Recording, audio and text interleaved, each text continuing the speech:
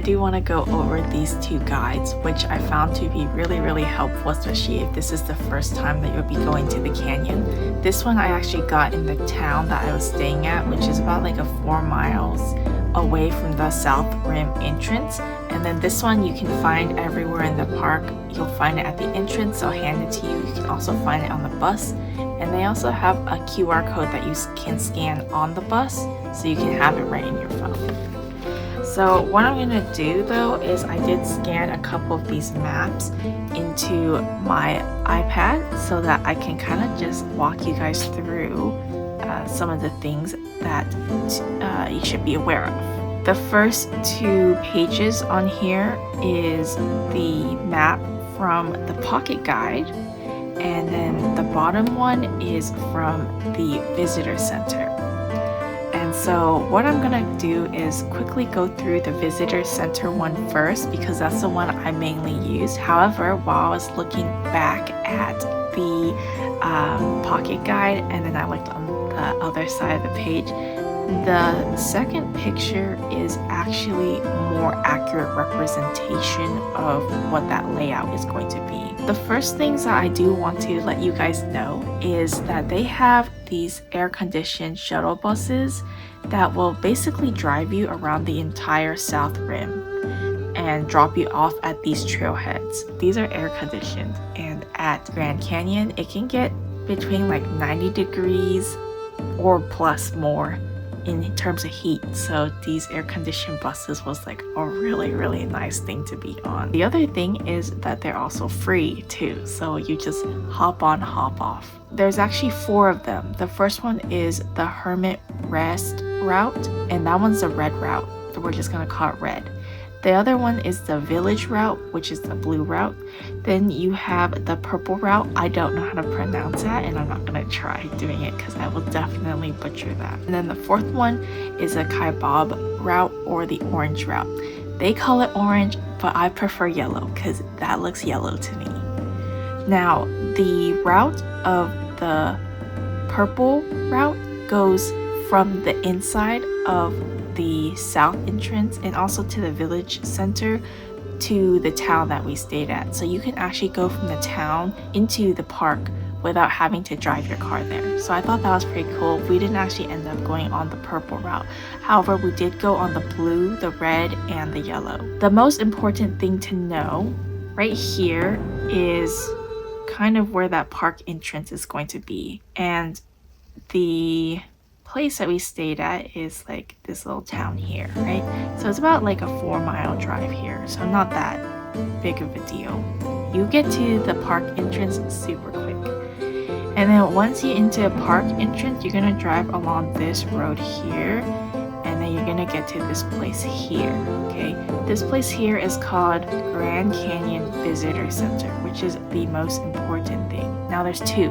There's a Grand Canyon Visitor Center in the park, which is the official visitor center of the park, and then there's one outside of the park in the town that we stayed at, and that's where I got this one right here at. This is in town, and this is where you get inside the park, and you can also get the entrance of the park. Okay, so at this point here, you can actually hop onto 3 of the buses, which is going to be the blue route, the purple route, and the yellow route. So that one's a very important point to just put on your map and pinpoint it. The next one that I kind of want to point out here is, let's look at this compass here. Okay, so never eat shredded wheat.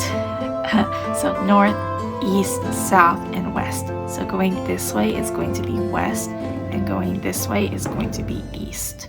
So keep that in mind. Oops.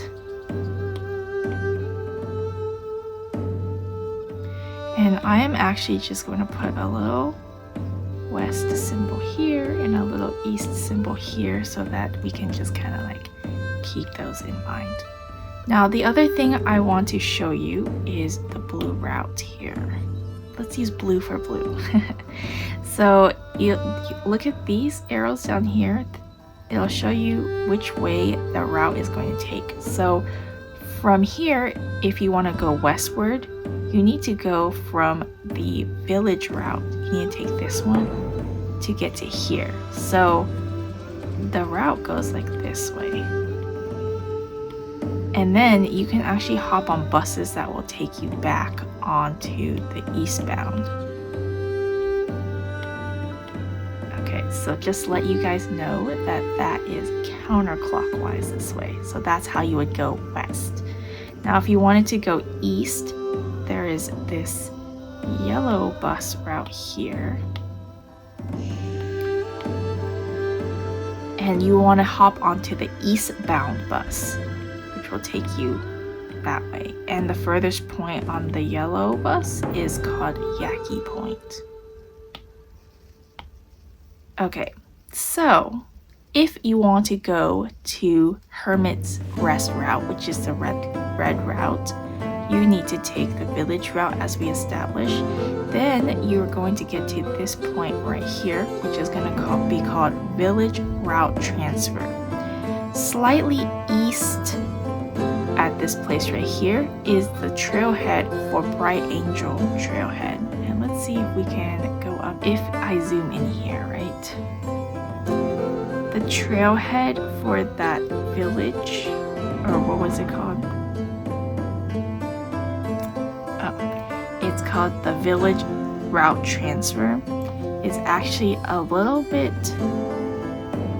west to the Bright Angel Trailhead. So you'll see a little pathway that'll go that way a little bit, and that's how you would get to the Bright Angel Trailhead. Now, to get to the red line, I don't think I took a video of this, which I wish I did so I could show you guys. We couldn't actually find that entrance at first because there was like a little ledge that kind of went like that, and it was like a white concrete wall, maybe like rock wall, so it kind of blended in. But as you keep going this way along the black path, asphalt of that black path, you're going to see like a little step to get you to here, and you'll see at this bus stop here, if you just go a little bit this way, you will see the red line route. So if you didn't want to hike or walk this trail here, you can just go onto a bus and it'll take you to the next one.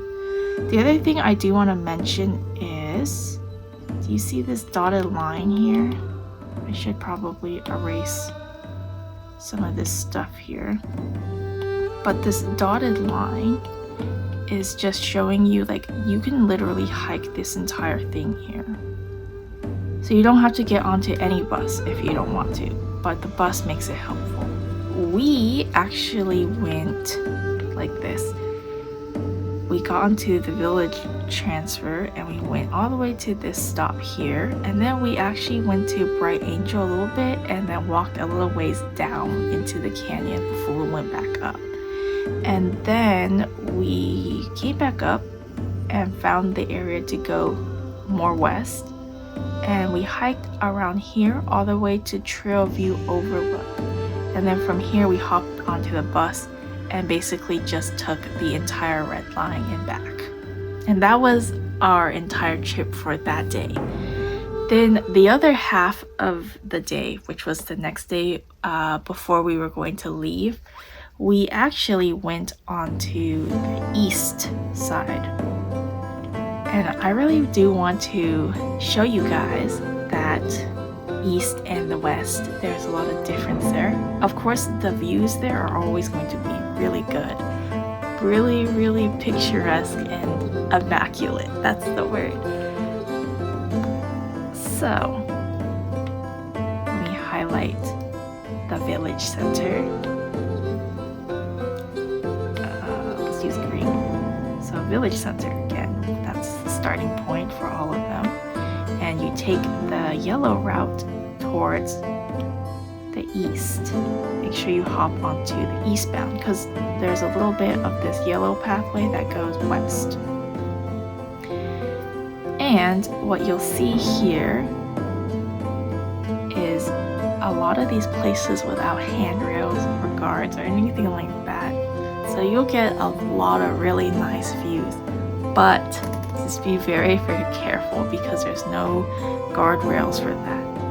The east side is a little bit more wild, and the west side is more maintained. There's like paved road, and there's guardrails, and all of these types of things there. The next thing is I just want to highlight a couple of things to get you guys ready for hiking at the Grand Canyon, or whatever you're going to be doing at the Grand Canyon.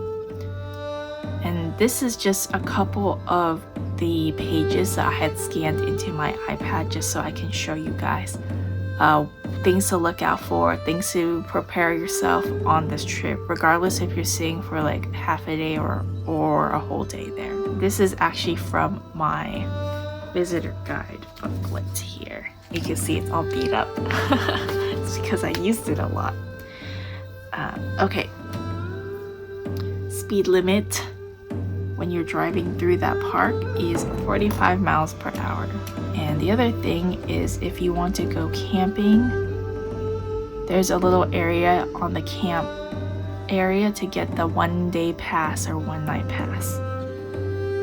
The other thing is, this park is open 24 hours a day. So if you actually want to go see the stars and things like that, you can just come back at night and either participate in one of the guided tours, or even just go to a lookout point on your own and do some stargazing there. Okay, the second thing that is really important is swimming. Okay, they recommend that you don't swim in the Colorado River because the currents can be quite strong. And I remember being in the water a very long time ago when I was like a very small kid, and I remember that the water is very, very cold. So when they say the water is exceptionally cold, they're not lying. So just be careful if you are going to swim in the water, which if you go from the top of the canyon and then you go down to the Colorado River, it might be very nice. The other thing though, when we went to the Grand Canyon and looked at the water, I was expecting, clear blue, beautiful water. The water was actually a bright red, rusty water. So I think that was the season of it. Personally, I wouldn't go dipping in it.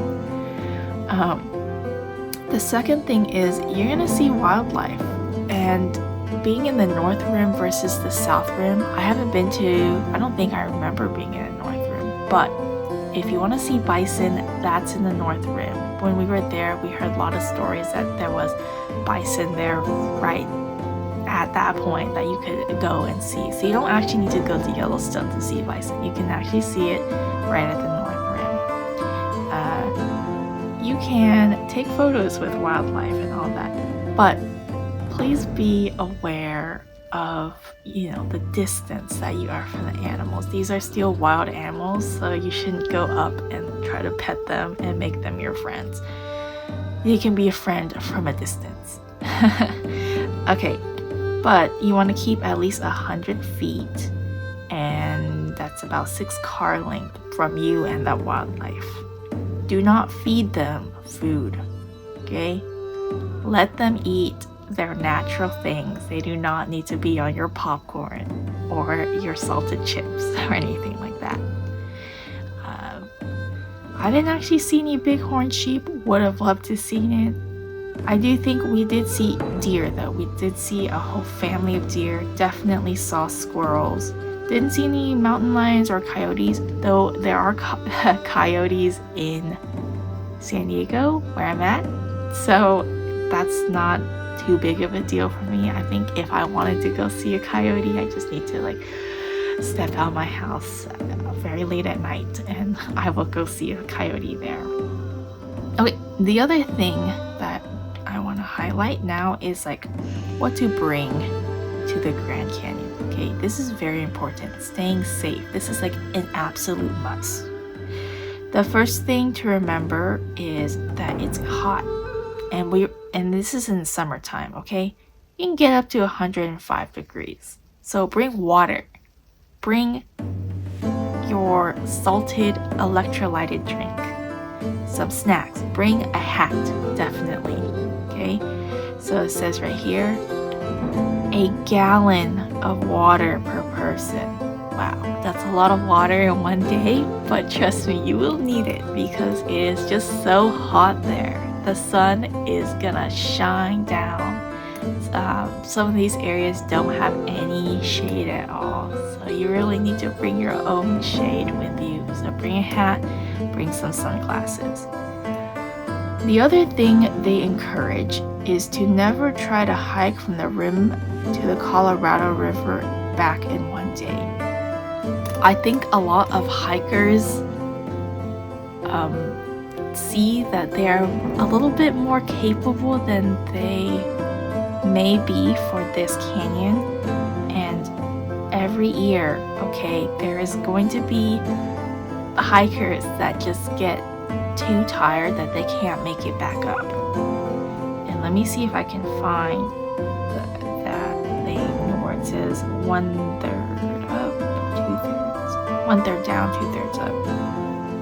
It's not here, but basically they say, because when you hike down into a canyon, you're going downhill, so that's 1/3 the time necessary. Okay, now once you're down in the canyon, you need to go back up, which is all uphill to get back to where you originally started. So that's going to take about 2/3 of the time that you took to get down. Okay, so divide that pie into 3, 1/3 down, 2/3 up. So just know that. So if you are going to do the Colorado River hike, okay, this one right here, and you are just not athletically capable to go up and down in the same day, like there are people who definitely can do it. Me personally, I cannot do that. So you would go down for one day, stay there, you can get a camping pass and whatnot, and then you just hike up the next day. Or you would start early, like 4 a.m. early, and you would hike down so that it's not too hot when you hike back up, which is like sometime in the late morning. Watch your footing. It's a canyon, there's lots of loose rocks. I hiked in slippers like I normally do, which I know that I'm not supposed to. So just be careful when you're doing this. The other thing is the Grand Canyon weather can change very quickly. They're not lying. Literally that same day of the full day trip, I saw the storm clouds coming in over the canyon, and then literally like not 45 minutes later, there was lightning, thunder, rain, and luckily we were in our restaurant there. It's called We Can Cook Pizza or something like that. I'll make a little video and show you guys the food that we ate there. But we were there eating our pizza and chicken wings and all that, and the rain was going down. So that's how you know. Now the other thing is they say they have water bottle filling stations. I got to one where there was supposed to be that. However, there was no water that came out of that fountain because these are seasonal waters. So bring your own bottle, okay? Bring your bottle of water. They said a gallon of water, bring that. Next thing here is these are things that you can do there. This is for spring, summer, and fall. Okay, there's a museum that you can see, and this is all in the south. You can do some bicycling at the village. There's an area for you to rent bikes if you want to. And then the shuttle service, that's the air-conditioned shuttle that we talked about. Just FYI though, make sure you have like a shirt and pants. Like you cannot go there naked or half naked. You need to wear clothes on the bus. And I did see one of the bus drivers called this girl out who is wearing like a crop top. If you don't want to be in that situation, bring an extra shirt, just put it over, take it off when you hop off the bus. Next thing is the mule ride, and that is one of the most iconic things to do at the Grand Canyon. So they recommend that you don't hike up and down the canyon in one go. in one whole day. But if you're on a mule, you can definitely do it because it would just take you about like 2 to 3 hours instead of a whole 24 hours. The thing to pay attention to though is there's a wait list. Okay, so you book that in advance. And I will actually tell you guys a little secret that I got from one of the park rangers there, that they told me there's a way to like get on it same day if you want to or try to. We'll get into that later. And then the next one is helicopter and air tours. I did this when I was a little kid, like so young ago. So I do remember a little bit of it, seeing it from way up there in the sky. However, I've never been on an airplane, which is funny, but I've been on a helicopter, and that's this right here. So you have all that information here. Now the Grand Canyon IMAX theater, that's not inside of the park. That's actually outside the park. So if you're taking the purple line, you can go there to that little town, basically that town that we stayed at. The next thing, river rafting. That is another thing that a lot of people do on the Colorado River. And then you see this beautiful waterfall here. This one is on, it's called this one, Havasu Falls. This is on Indian reservation, so you would need to go to the reservation, and there's this right here. They are in control of the waters over there, but that's outside of the park. And then this is what you can do in the winter. Reason why things are a little bit different between the winter and the spring, summer, and fall, they're categorized different, is because in the winter there is snow. Though I was told that at the top there'll be snow, likely when you go down towards the bottom of the canyon, there's like less snow there. So there's a little bit more extreme weather to pay attention to. Okay, so talking about the camping, right? So Backcountry,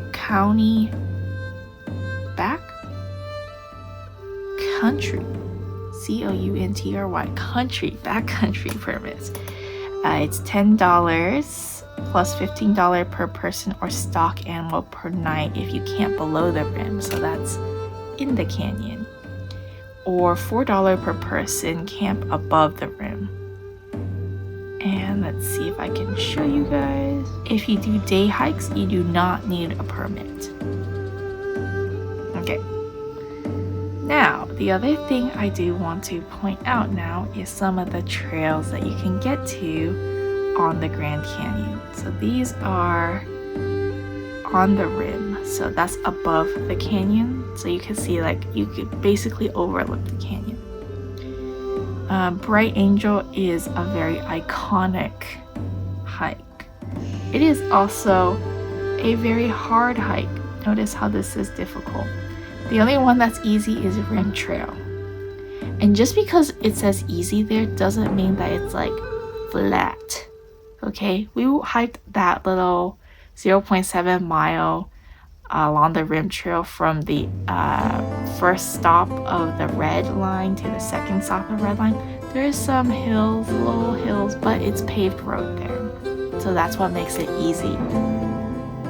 Now when they say difficult then, okay, so if I said that that was easy, then difficult means it's actually difficult, okay? Bright Angel Trail is switchback, and it switches back and forth all the way down into the canyon. So it is maintained, and there's a lot of panoramic views that you can do there. The other thing is the mule rides are on the Bright Angel Trail, okay? So mules have the right of way. When you encounter the mules, the director in the front will, and if you're hiking, the person on the ground, not on the mule, they will tell you how you need to behave. But what you need to do is basically be on the side where it's not the edge of the canyon, on the inside of the canyon, and you're going to stay on the side as much as you can and let the mule go through. And you have to wait, I think, like 15 feet once they pass before you can like continue your hike. The other thing is the South Kaibab Trail. This one you have to go east on the yellow bus line. East. They say orange. See right here. I'm gonna call it yellow. This one is really cool because it will take you down all the way into the canyon, and then there's going to be a suspension bridge that allows you to cross across the Colorado River. I wanted to do this one when we were going to go for the full day, but since we didn't wake up at 4 a.m. then plans had to change, which I don't regret, because you also have to take into account the people that you're hiking with.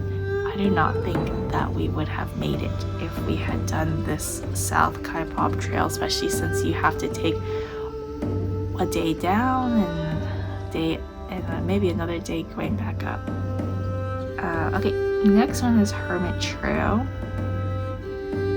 This one is unmaintained, so that means that there's no guardrails and it's just wilderness. There are trails, like keep on the trails, but they're not as distinct trails. And then this one would have been really cool if I do ever have the opportunity to go back, because it says that they have blue copper there. What I heard from the natives and the local is that where there is copper, there is turquoise. Thank you for sticking with me through this very long video. I hope it was informative and also very interesting for you guys to watch. If you have any questions, please let me know in the comments, and I will try my best to answer them or direct you guys to the sources that you guys need. And with that, thank you so much for visiting Certified Detours, and I hope to see you back for the next video. Bye. Where are we at? We're at 32 minutes. Okay. I'm gonna do a lot of editing. In the meantime, guys, I just want to show you my tiny chair that I got from Bison. Been sitting on it for too long, so if you hear the creaking, that's because I'm moving on this chair. I should put a cushion on that. Okay, now we're gonna do it from down here.